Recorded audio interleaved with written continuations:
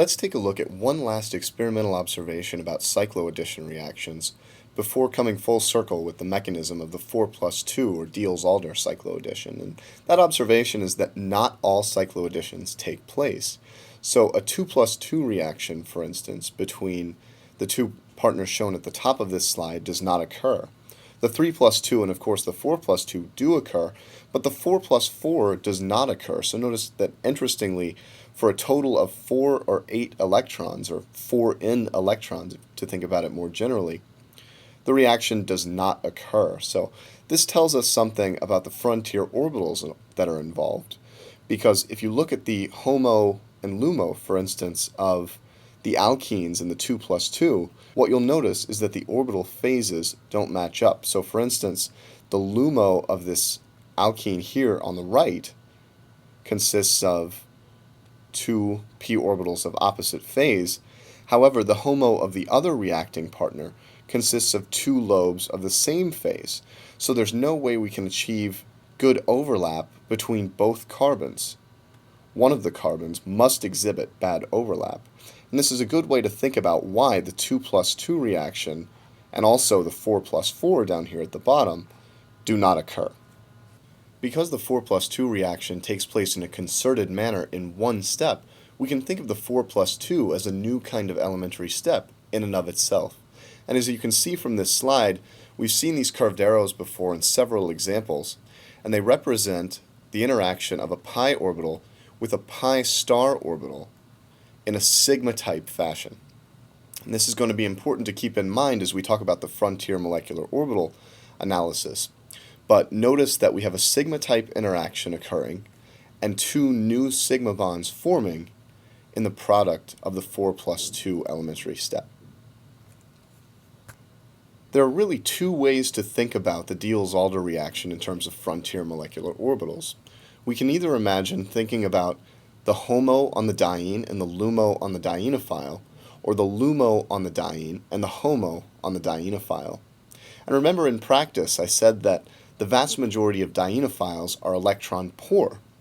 This means that they have low-lying, lowest unoccupied molecular orbitals, and so we'll tend to want to think of dienophiles in terms of their LUMO, and consequently think of dienes in terms of their HOMO. And remember that we've seen some examples in which the dienophile is substituted with an electron withdrawing group. The opposite situation, which is up here in the red box, does occur and is seen in what are called reverse electron demand Diels-Alder reactions, but for our purposes here we won't worry too much about this class of Diels-Alder reactions. So again, as we've seen countless times, the important interaction is between the HOMO on one reacting partner and the LUMO on another, and so the HOMO of the diene, which is a pi orbital, will interact with the pi star orbital of the dienophile in order to form the new sigma bonds. By now you should be fairly familiar with what the HOMOs and LUMOs of conjugated systems look like.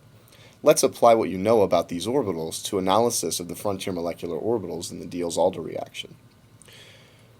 So the HOMO of a diene typically looks like 2 isolated double bonds, and remember that the largest orbital coefficients will be found on the terminal carbons of the diene system.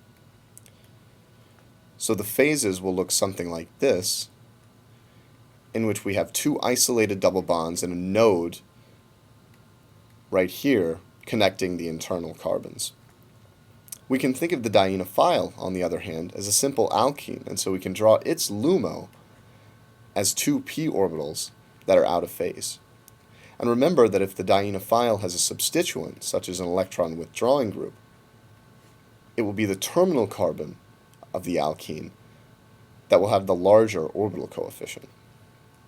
So what you can see upon drawing these frontier molecular orbitals is that the 2 new sigma bonds are formed by interactions between these orbital lobes.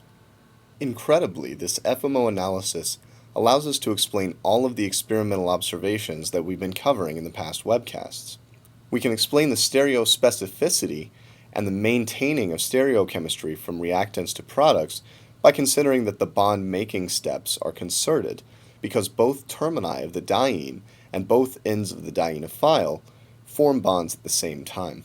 We can explain the regioselectivity by considering orbital size and noting that the largest orbital on, for instance, an electron-rich diene with an electron donating group in the 1 position will be the 4 position. Hence the reason why a dienophile with an electron withdrawing group, whose largest lobe is also at the terminal position, will tend to react in a 1-2 fashion rather than 1-3. We can also see why certain cycloadditions will not occur, because there is inefficient orbital overlap between the HOMO and LUMO of the reacting partners.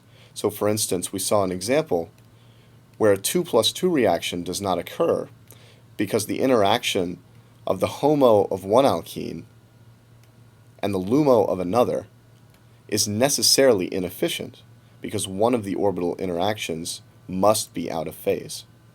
Scientists are constantly striving to create scientific models to explain past observations and predict future observations. The Diels-Alder reaction serves as a classic example of how molecular orbital theory can be used as a model to explain nearly all of the observations made about the reaction.